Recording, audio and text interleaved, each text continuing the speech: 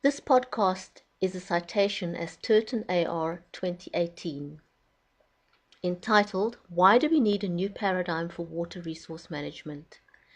Taken from In African Wildlife and Environment, issue 69, pages 17 to 19. Why we need a new paradigm for water resource management. The way we solve complex problems is not immune from bias. This is well known in the scientific literature. For example, we used to ride horses, so we invented a saddle draped over the back of the horse.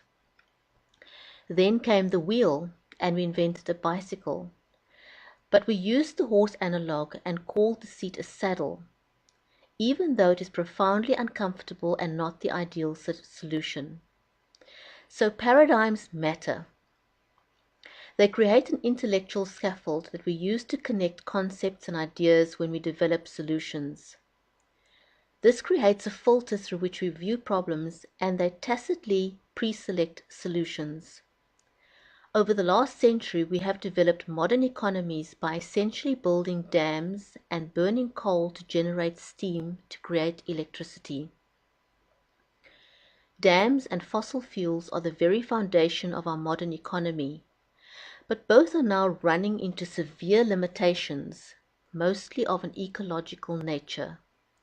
In short, these two solutions are now driving a family of problems, best captured under the broad banner of the paradigm of scarcity. The paradigm of scarcity is about chasing a dwindling resource.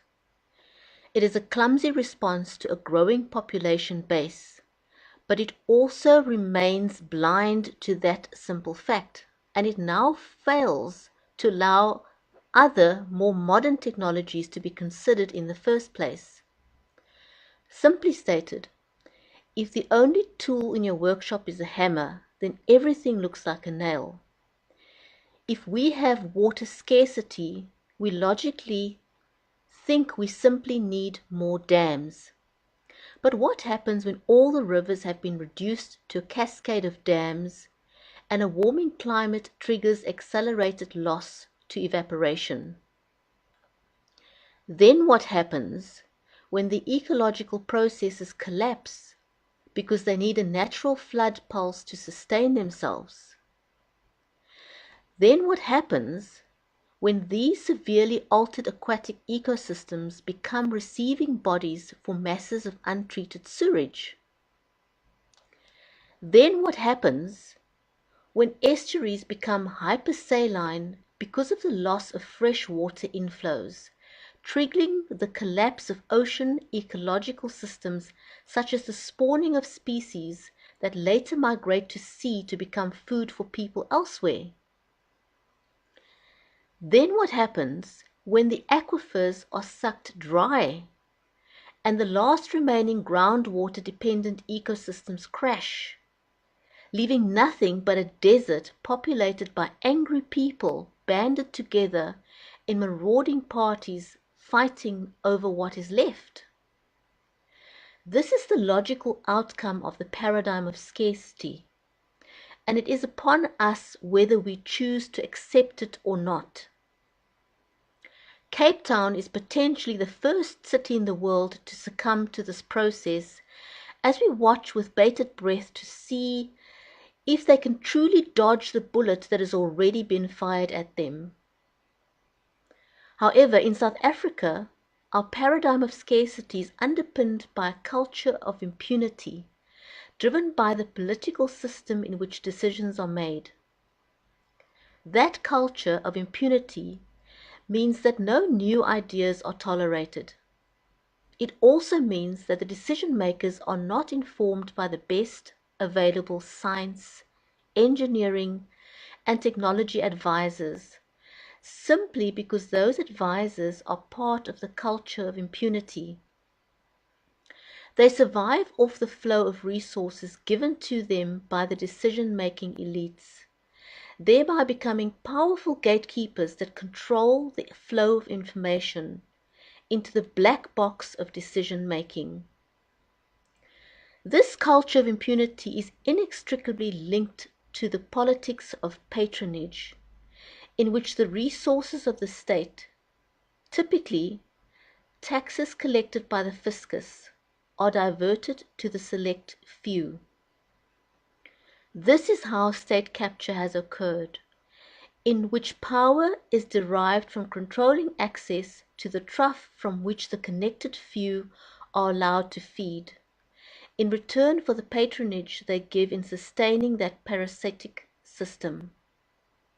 By being blind to changing population dynamics, the paradigm of scarcity inadvertently, but also logically, becomes the quest for an increasingly small slice of a pie that cannot be made bigger. This is a recipe for increased conflict over time as more people try to secure their access to diminishing resource base. The rich capture the resource, and the poor are doomed to perpetual misery until they revolt. This becomes self-defeating because it inadvertently drives away investors, causing the economy to stagnate and putrefy.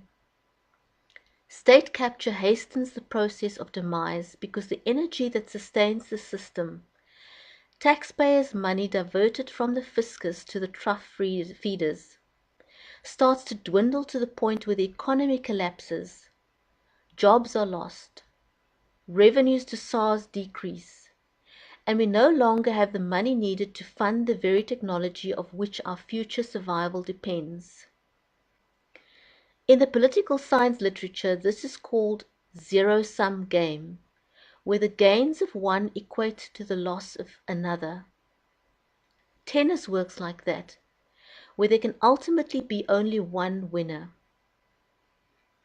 In economics literature, this is called Malthusianism. The paradigm of abundance is based on the cumulative knowledge of more than a century of technological innovation, made possible by the first industrial revolution, now accelerated by the knowledge economy. More importantly, the paradigm of abundance is based on robust science that tells us water is a flux, moving in space and time. This means that water is an infinite resource, unlike fossil fuel.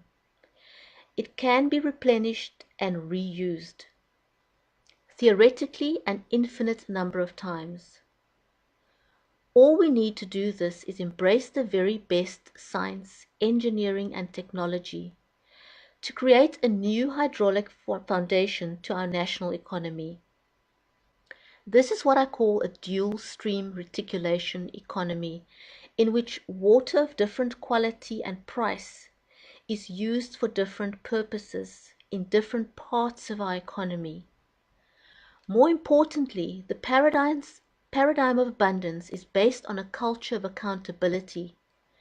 This replaces the existing gatekeeping elites with a new breed of technologically and financially savvy people who understand that water is essentially like capital that flows into the highest value user over time.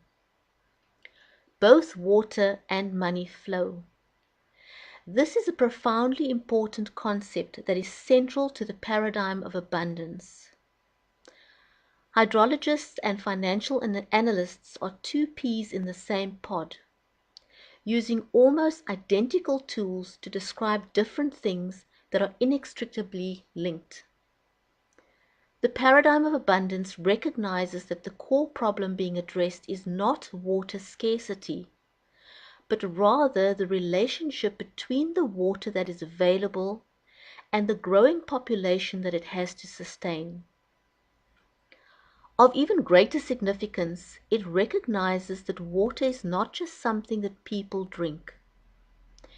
It is the foundation of the very economy and the social fabric that holds us together in a stable enough structure to avert the catastrophic chaos of overpopulation defined starkly in King's demographic trap. The paradigm of abundance, therefore, understands that water is needed for food production, as well as every other element in a modern diversified economy. More importantly, the clever financial analysts are now able to quantify the relative return to water in every step of the value chain, or in every sector of society. This tells us with a high level of confidence that a unit of water in a water-constrained economy creates more jobs per drop in the tourism sector than it does in the manufacturing or mining sector. This is profound because it unlocks a whole new world of possibility where water mobilized for tourism is recaptured and recycled into a cascade of other job-creating sectors. But for our paradigm of abundance to succeed, we need to create the policy framework that can attract both capital and technology, for these are necessary but insufficient conditions for success. Our policy reform process, therefore, has to be based on three core pillars: the recovery of water from waste streams, the removal of salt from seawater, the storage of surplus water in aquifer systems safe from the ravages of evaporation that we know will accelerate as climate change tightens its relentless grip. Central to this is the dual-stream reticulation economy that will become the foundation for the massive public work schemes needed to upgrade the plumbing of our society. The analogue for this is the grand-scale public work schemes initiated during the Great Depression that put the unemployed masses back to work as part of a global public good. It is like the Marshall Plan that rebuilt war-ravaged Europe and made it the biggest single market on the planet. These schemes restore hope lost under the law of diminishing returns, intrinsic to the paradigm of scarcity, as it plays itself out in the final phases. In political science literature, this is called plus-sum game, where the gains of one do not equate to the losses of another. It is about making the pie bigger, so that everybody can have a reasonable slice of it. In economics literature, it is called cornucopianism.